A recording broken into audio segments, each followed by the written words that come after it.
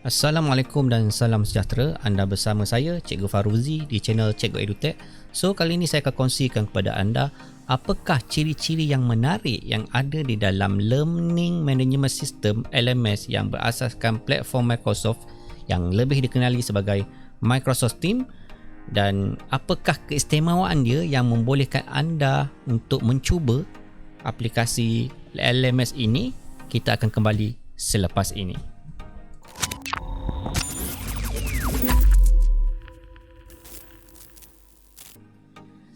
Sebagaimana yang kita sedia maklum, rakan-rakan guru ataupun pelajar di luar sana memiliki ID5, di mana ID5 ini bukan saja kita boleh menggunakan aplikasi di dalam platform yang dikeluarkan oleh pihak Google, malah anda juga boleh menggunakan aplikasi-aplikasi yang dikeluarkan ataupun diprodukkan oleh Microsoft. Sebagai contoh, hari ini saya akan kongsikan ciri-ciri ataupun elemen yang menarik yang berada di dalam Microsoft Teams, yang seperti mana kita tahu Microsoft Teams ini merupakan alternatif Learning Management System ataupun LMS, merupakan satu platform pembelajaran di atas talian ataupun dalam talian yang boleh melancarkan proses PDPC ataupun sekarang lebih dikenali sebagai PDPR. Bukan sahaja sesuai untuk pembelajaran jarak jauh, tetapi juga sesuai untuk dijadikan platform pengurusan pengajaran ataupun pengurusan kelas lebih bersistematik. Di samping itu juga, dalam aplikasi Microsoft Teams, kita boleh pautkan dengan pelbagai aplikasi-aplikasi yang di dalam Microsoft itu sendiri, yang sebagaimana kita sedia maklum, kita familiar dan biasa menggunakan Microsoft Word dan sebagainya.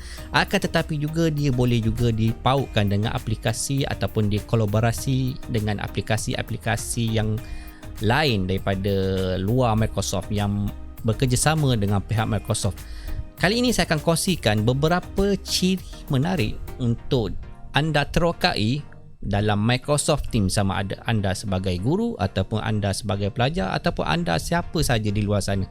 So, kita saksikan.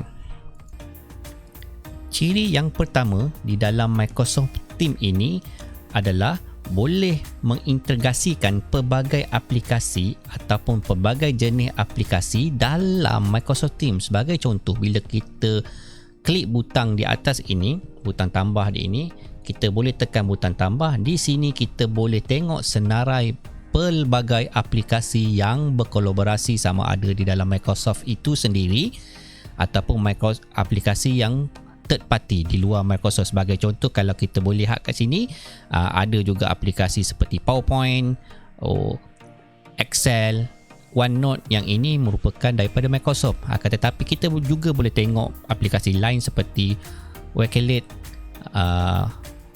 kemudian kita ada juga Flipgrid dan sebagainya. Jadi ini merupakan ciri yang menarik di mana semua aplikasi boleh kita letakkan hanya di dalam pautan dan dipinkan di atas ini untuk rujukan pelajar seperti inilah. Okey, bila kita buka, klik dan saja kita akan dapat terus membuka aplikasinya tanpa perlu menaik URL aplikasi tersebut. Manakala ciri yang kedua bila kita lihat adalah ruangan simpanan bagi sebarang dokumen ataupun fail. Bila kita buka di sini, sebagai contoh, tempat untuk simpanan ataupun ruangan simpanan fail kita, sama ada Word dan sebagainya, apa saja dokumen, ialah unlimited, tanpa terhad. Sebagai contoh, bila kita lihat kat sini, kita bolehlah menggunakan terus upload daripada OneDrive. Sebaik saja kita simpan di dalam OneDrive, okay, dia akan nampak banyak senarai fail yang kita boleh backup. Sedangkan sebagai contoh, kalau tuan-tuan lihat di sini, fail saya ni, fail Excel, fail Word, semua saya simpan di sinilah. Dan juga apa sahaja yang kita upload di dalam Microsoft Teams ini akan tersimpan dan tersusun di dalam bahagian fail ini. Nampak menarik, dan kita juga boleh menggunakan aplikasi ataupun untuk sinkro di antara fail di dalam komputer dan juga di dalam Microsoft Teams ini. Ciri yang ketiga adalah aplikasi ataupun untuk mencipta assignment menjadi sangat mudah bila kita menggunakan Microsoft Teams. Sebagai contoh, bila kita klik bahagian assignment di sebelah kiri ini, kita boleh lihat kita boleh mencipta sebarang tugasan. Sebagai contoh, bila saya klik create di sini, dan kita boleh mencipta tugasan berbentuk assignment, quiz dan juga apa saja kuis-kuis yang kita telah ataupun tugasan yang kita telah ciptakan. Bermaksud di sini sebagai seorang guru, anda boleh memberi tugasan ataupun mencipta tugasan kepada pelajar di dalam kelas seperti ini, dan kita boleh menetapkan arahan-arahan yang jelas dan menetapkan deadline bagi tugasan supaya pelajar dapat menjawab di dalam tempoh masa yang kita tetapkan.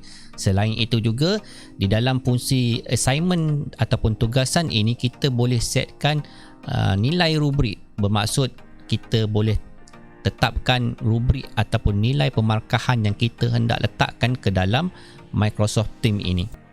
Jika dilihat daripada contoh indikator ataupun rubrik yang kita telah tetapkan ini, anda boleh setkan dengan wajaran-wajaran markah tertentu untuk dijadikan markah permarkahan untuk pelajar. Di samping itu juga, di dalam tugasan ini ataupun assignment, kita boleh letakkan pautan bahan-bahan ataupun arahan-arahan tugasan lebih bersistematik jika dibandingkan kita hanya meletakkan tugasan melalui WhatsApp ataupun melalui Telegram. Dan kita juga boleh menetapkan tarikh ataupun deadline untuk tugasan dihantar. Di samping itu juga, kita juga boleh menyemak pelajar sama ada boleh telah menghantar ataupun belum menghantar tugasan. Sekaligus ini menjadikan kita punya pengurusan tugasan bagi sesuatu subjek lebih terurus dan juga bersistematik. Seterusnya, anda boleh menanda tugasan dengan memberi markah rubrik yang kita telah tetapkan sebentar tadi. So, kalau sebagai contoh, bagi tugasan ini yang murid telah hantar melalui telah uploadkan Microsoft Word-nya ke dalam kita punya tugasan Microsoft Teams, maka guru boleh letakkan sebarang komen lah untuk melihat. Sebagai contoh, di sini ada cadangan komen yang ditanda oleh guru, dan kita boleh terus menyemak dan memperbetulkan tugasan pelajar, ataupun kita juga boleh terus memberi markah dengan menggunakan rubrik yang kita telah tetapkan. Sebagai contoh, di sini kita boleh pilihlah contoh beberapa markah yang kita ingin berikan kepada pelajar berdasarkan jawapan pelajar. So, kita tekan done, maka markah akan ada di sini. Dan seterusnya, kita juga boleh letakkan komen dan kita ingin ubah suai dan sebagainya.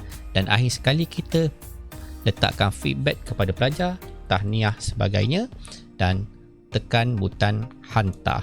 So, pelajar akan memiliki ataupun boleh menyemak kembali tugasan yang telah kita tandakan.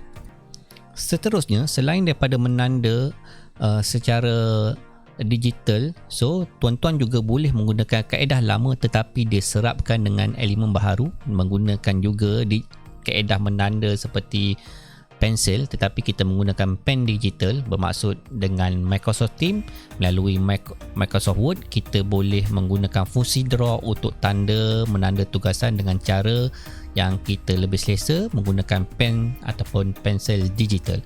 Contohnya seperti ini. Jadi apabila dilepas ditanda kemudian dihantarkan kepada pelajar, maka pelajar akan dapat salinan sama seperti ini untuk rujukan dan refleksi beliau.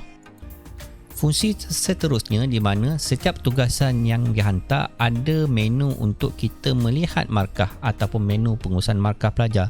So, kita boleh klik butang grade di sini, di channel kelas ini. Kemudian saya boleh melihat jenis-jenis tugasan yang telah dihantar ataupun telah direspon kepada pelajar. Sebagai contohnya, untuk tugasan yang pertama ini, saya boleh melihat ada markah yang telah diperolehi ataupun yang markah kita telah berikan kepada pelajar. So, kita boleh buat sedikit semakan di sini, kemudian kita boleh back, kita boleh tengok pelajarnya, kita boleh juga untuk eksport markah-markah ini untuk dijadikan rekod PBD guru untuk penambahbaikan ataupun untuk rujukan pelajar semasa dibentangkan rekod PBD berkenaan.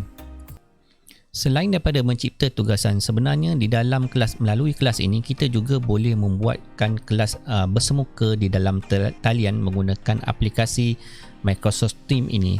Sebagai contoh, di ruangan kelas ini kita klik Meet untuk kita ciptakan pautan kelas untuk sesi pembelajaran bersemuka. Sebagai contoh, saya letakkan 6 Arif seperti ini. Kemudian kita bolehlah terus cipta kita punya pautan untuk pelajar. So saya tekan join now sekarang, kemudian kita akan kongsikan kita punya pautan Meet ini untuk pelajar. Sama ada kita kongsikan secara pautan untuk pelajar guna klik pautan ataupun terus guna melalui aplikasi Microsoft Teams untuk sama-sama sertai kelas pembelajaran bersemuka dalam talian. Melalui fungsi Meet di dalam Microsoft Teams ini, anda boleh menggunakan pelbagai aplikasi yang menarik. Sebagai contohnya, kita boleh melihat ataupun memberi emoji bagi respon pelajar. Kemudian kita boleh juga menukar background yang sedia ada di dalam sini dan pelbagai fungsi-fungsi yang lain lah. Kita boleh juga untuk share screen. Kita boleh menggunakan Microsoft Whiteboard yang ada dalam ini. Kita tulis terus buka aplikasi ataupun Microsoft Word, PowerPoint yang berada di dalam komputer kita ataupun berada di dalam Google Drive.